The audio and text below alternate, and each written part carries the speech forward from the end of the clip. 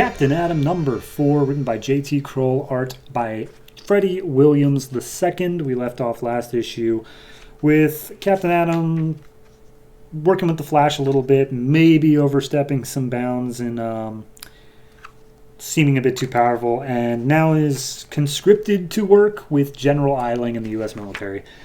This issue picks up with that weird creature thing we've been following for like the entire series and yet has never intersected with the main story.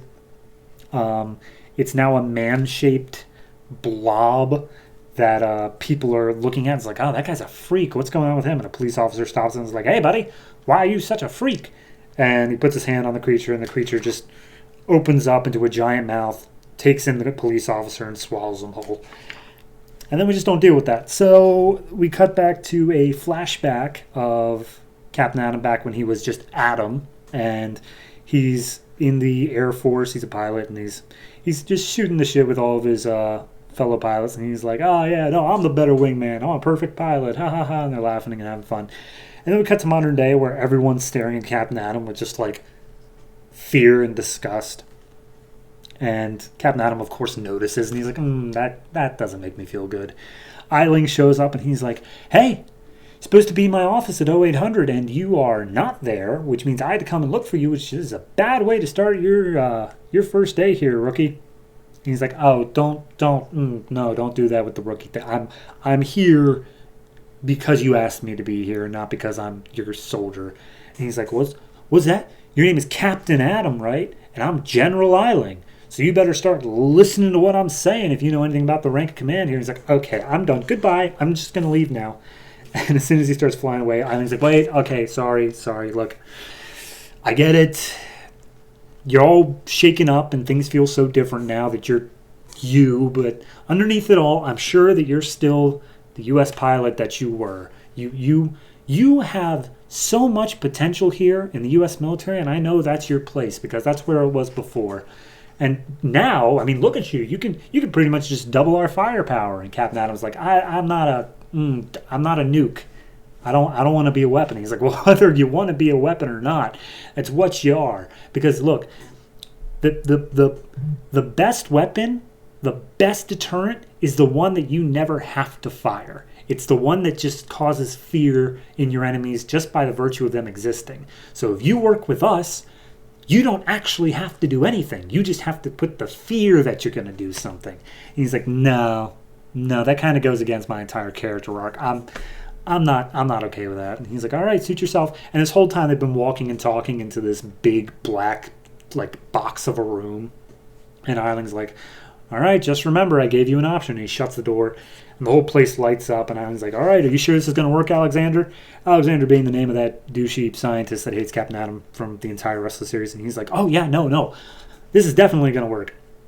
So Captain Atom's like, what are you doing, Eiling? And he's like, well, if there's one thing the U.S. military is really good at, it's if we can't have the big shiny gun, nobody can have the big shiny gun. So they start apparently fluctuating the power in the room, which means that like Captain Atom has to focus all of his energy to just remain stable, so he's unable to like teleport out or even like leave. He has to just focus by like staying still to not explode or die. But I guess that they underestimated Captain Atom because the first thing he does is literally just like buckle down and then just burst out of the room. And he's like, all right, that's enough of that. I'm done. Sirens start going off across the military base. Everyone starts firing guns and missiles and stuff. And Captain Atom just waving his hand and being like, guys, and it's all internal. He's just like, guys, you're not stupid. You know you can't do anything against me. Why are you even bothered? This is just playtime for me. And he just waves his hand, knocks out all these missiles. Eiling calls in some jet planes to fire off some missiles at him. He's like, well, we did always call them our birds. And he turns the jet planes into feathers, and the pilots just fall harmlessly to the ground. And as Captain Atom is just standing over them as a god, he's like, all right, this kind of goes against my wanting to be a man thing and kind of leaning into your weapon thing, so I think I'm going to stop now. And Eiling's like, so what are you going to do? And he's like, I'm just going to go. And Alexander, I'm very disappointed in you. And Alexander's like, I was just trying to help keep people safe, Captain Adam. And Captain Adam's like, what a coincidence. So was I. And he teleports out and goes back to the continuum where he meets up with Renita. And he's like, Renita, you're still, why are you always here? And she's like, well, I kind of like hanging out and hoping I'll see you. And she's like, look, the soldier thing didn't work out, Renita. I know. It sucked. It sucked a hard time. Maybe I need to stop pretending to be a man. I mean, look at me. I'm a monster. And Renita's like, no, hey, you're not a monster. You're amazing. You're fascinating. And not everybody is afraid of you. And she puts her hand on his cheek. And she's like, huh, that feels weird. And she pulls it back. And it's like red and burning and shriveled up. And she starts screaming. And he starts screaming. And then we just leave that. We cut to a family back in Washington. They were on a road trip, and they're like, all right, we're stopping for a quick pit stop, but we'll be back on the road soon, guys. Everyone, get what you need. And as they walk into this diner, the family look around and see that it is pretty much head to toe all just that creepy creature that we've been following. It's absorbed so many people that it is literally the size of an entire diner. And it starts absorbing them as well. And that's where we leave off officially. I like it. I really do like it. I like the introspection of Captain Adam, of him being like, am I a weapon? You're making me into a weapon just so I can prove that I'm not a weapon. It's a good little back and forth, and I really like it. The art style is fantastic. It really gives this sort of ethereal thing to Captain Adam's powers that's like, you can't just see exactly what it is. It's all a little bit stylized. I don't know. I really like it all. I think the last page reveal of Renita's hand burning, or like whatever's happening to it, like it's meant to be played for a very dramatic moment, but just because of both of their faces being so overwhelmed with like, what's happening? It comes off a little comedic.